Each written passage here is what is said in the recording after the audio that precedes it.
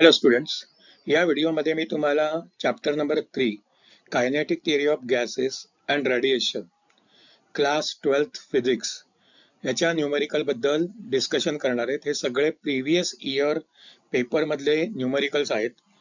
मी असं कुठेही म्हणत नाही की हे न्यूमेरिकल्स रिपीट होणार, पण अशा प्रकारचे सिंपल न्यूमेरिकल्स आपल्याला एक्झाम मध्ये विचारले जातात. तर न्यूमेरिकलची भीती घालवणं हाच या व्हिडिओचा पर्पज आहे. आपण आता न्यूमेरिकल्स बघूया. या स्क्रीनवर तुम्हाला न्यूमेरिकल दिसेल.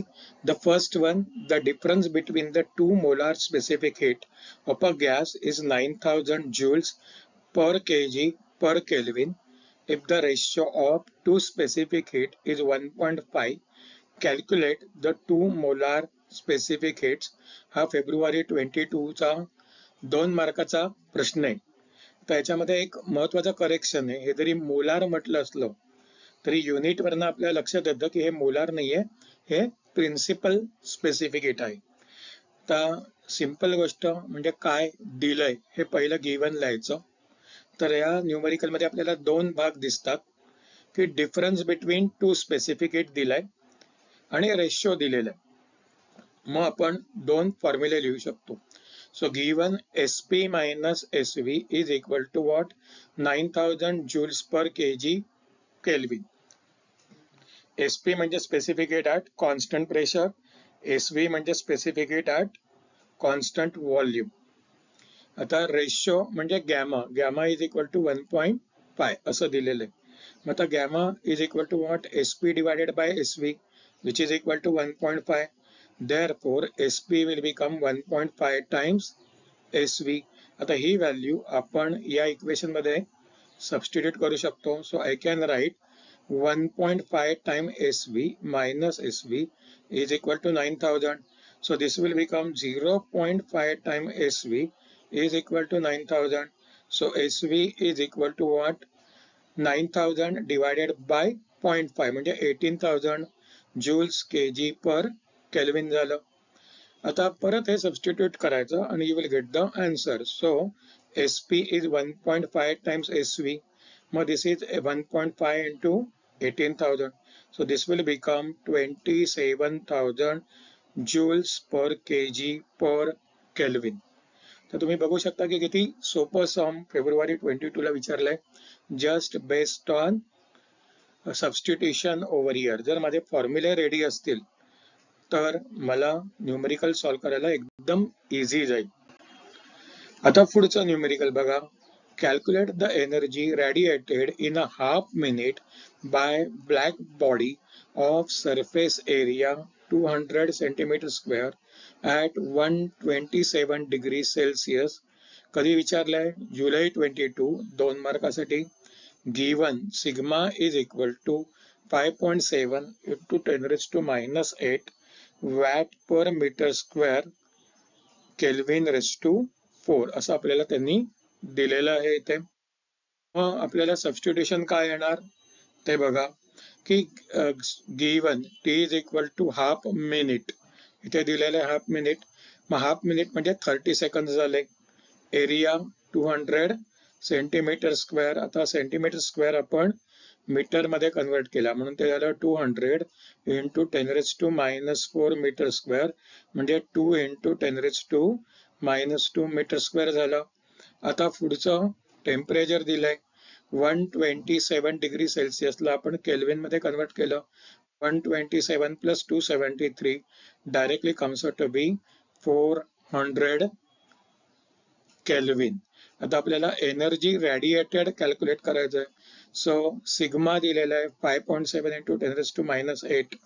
मग to find Q, what will be the formula? Q is equal to sigma times A capital T raised to 4 into T. आता या दोघांमधला फरक समजून घ्या. कॅपिटल T म्हणजे ऍब्सोल्यूट टेम्परेचर 400 आणि स्मॉल t म्हणजे 30 सेकंड. आता आपण सबस्टिट्यूशन केलं 5.7 into 10 raised to minus 8 into area 2 into 10 raised to minus 2 into 400 raised to 4 into 30. आता 30 into 2 60 घ्यायचं. सगळ्या 10 चे पॉवर एकत्र करायचे. -8 आणि -2 म्हणजे -10 झालं. हा 5.7 तसाच राहू द्यायचा. नंतर हा 100 घ्यायचा. 400 म्हणजे 4 into 100 म्हणजे 10⁻². म्हणायचं. मग 10⁻²⁴ म्हणजे झाले 10⁻8 आणि 4⁻4 दॅट कम्स टू बी 256. मग अशा प्रकारे आपण सिम्प्लिफिकेशन करू शकतो. 5.7 into 10⁻10 into 60 into 256 into 10⁻8. आता 5.7 into 60 into 256 याची व्हॅल्यू येणार 87550. पण हे झाले -10 आणि 8 म्हणजे -2 म्हणून हे झालं 875.5 ज्यूल्स. तर आता यातला काही पार्ट असा की जो लॉग टेबलने पण आपल्याला सॉल्व्ह करावा लागू शकतो. जर समजा लॉग टेबल नसेल वापरायचं तर तुम्ही नॉर्मल मल्टिप्लिकेशन करून हे सॉल्व्ह करू शकता. आता let us go for next problem. पुढच्या प्रॉब्लेम मध्ये काय म्हटलंय, compare the rate of loss of heat from a metal sphere at 827 degrees Celsius with the rate of loss of heat from the same at 427 degrees Celsius if the temperature of surrounding is 27 degrees Celsius. कधी विचारलंय? February 23, 2 मार्कासाठी विचारलंय. आता बघा, नेहमीप्रमाणे मला given काढायचंय. Given काय आहे? एक पहिलं टेम्परेचर दिलंय 827, हे सेल्सिअस मध्ये आहे. मला 273 ऍड करून याला केल्विन मध्ये कन्वर्ट करावं लागेल.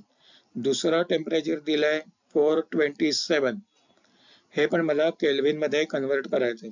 आणि सराउंडिंगचं टेम्परेचर दिलंय 27 डिग्री सेल्सिअस. आणि काय करायचंय? I have to compare the rate of loss of heat. Rate of loss of heat म्हणजे dQ/dt at temperature number 1 to the dQ/dt at temperature number 2 when surrounding temperature is 27 असं त्यांना म्हणायचंय. मग आता पहिलं गिवन स्मॉल t1 लिहिलं, कारण काय? डिग्री सेल्सिअस म्हणून. Small t1 is 827 degree Celsius. मग ऍब्सोल्यूट साठी आपण कॅपिटल लेटर वापरतो, हे समजून घ्या. So this will be 827 plus 273, किती झालं? 1100. नंतर दुसरा टेम्परेचर 427, ऍब्सोल्यूट मध्ये व्हॅल्यू काय झाली? 427 73 700 kelvin. T0 27 degree Celsius. So 27 plus 273 झालं 300 केल्विन. आता R1 is equal to what? dQ/dt at 1 is equal to E sigma A bracket मध्ये T1⁴ minus T0⁴. R2 dQ/dt at second temperature is equal to E sigma A T2⁴ minus T0⁴. हा formula आहे. आता R1/R2 याचं हे E sigma A will get cancelled. So this will become T1⁴ minus T0⁴ divided by T2⁴ minus T0⁴. So this will become what? 1100⁴ minus 300⁴ divided by 700⁴ minus 300⁴. आता लक्षात घ्या, इथे खूप महत्वाचं कॅल्क्युलेशन आहे. हे आहे एकदम सिंपल सबस्टिट्यूशन आहे.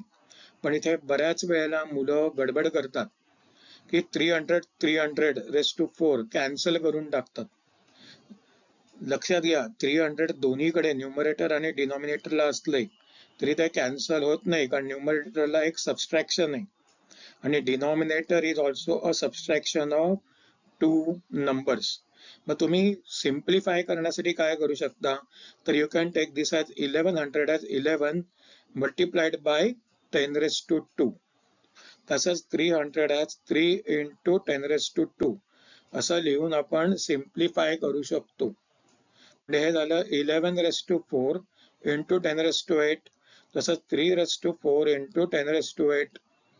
मग आता 10⁻8 इथून कॉमन काढता येईल. तसंच डिनॉमिनेटरला पण 7⁻4 into 10⁻8 minus 3 into 3⁻4 into 10⁻8 असं करता येईल.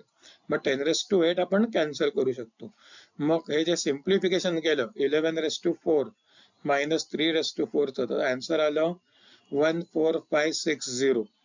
आणि divided by 2320. Further simplification will give the answer as 182 divided by 29. कारण हा फक्त रेशो आहे, बाकी आपल्याला डेसिमल मध्ये वगैरे कन्वर्ट करायचं नाहीये. अजून एक पुढचा न्यूमेरिकल बघूया आपण. तर या पुढच्या न्यूमेरिकल मध्ये काय दिलंय की 60 what filament lamp loses all it's energy by radiation from its surface. The emissivity is 0.5. Area of the surface is pi into 10 raised to minus pi meter square. Find the temperature of the filament.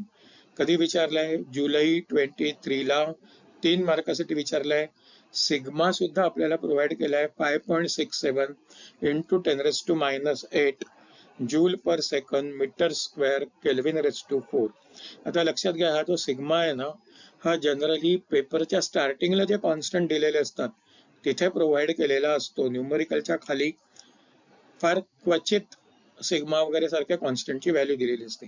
आता नेहमीची पद्धत, given 60 what lamp म्हणजे power आहे, okay, म्हणजे dq by dt आहे in short. मग त्याच्यामध्ये काय दिलाय? कोएफिशियंट ऑफ एमिसिव्हिटी म्हणजे ई दिलाय, स्मॉल ई.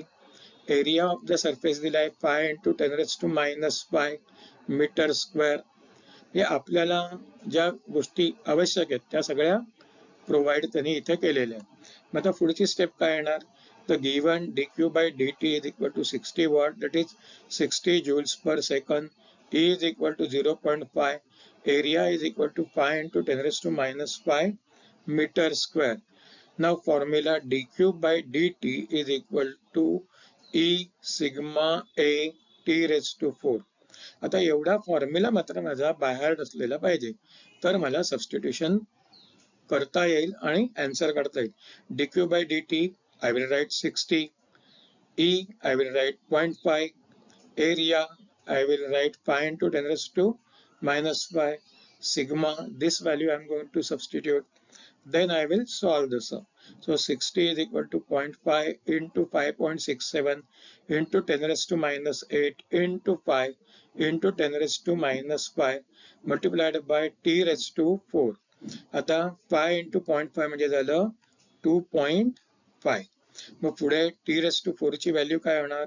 तर 60 into 10 raised to 13. इथे minus 13 होत होता, तर हा 10 raised to minus 13 जेव्हा डिनॉमिनेटरला येईल तेव्हा तो न्यूमरेटरला जाते वेळी प्लस होईल. म्हणून numerator over here will become 16 into 10 raised to 13 divided by 0.5 into 5 म्हणजे 2.5 into 5.67. आता या सगळ्याचं कॅल्क्युलेशन येतं 4.23 into 10 raised to 13. ऑफकोर्स यासाठी तुम्हाला लॉग टेबलचा वापर करावा लागेल, जो मी ते दाखवलेला नाहीये करून. मग पुढचा आन्सर येणार याचा 1/4 म्हणजे 4th root of this. Of course याच्यासाठी लॉग टेबल वापरायचं 1/4 into log of 4.23 आणि म्हणजे आन्सर येतं. त्याचा अँटी लॉग वगैरे काढून तुम्हाला फायनल आन्सर मिळेल. So this comes to be 2.55 into 10 raised to 3, that is 2550 kelvin.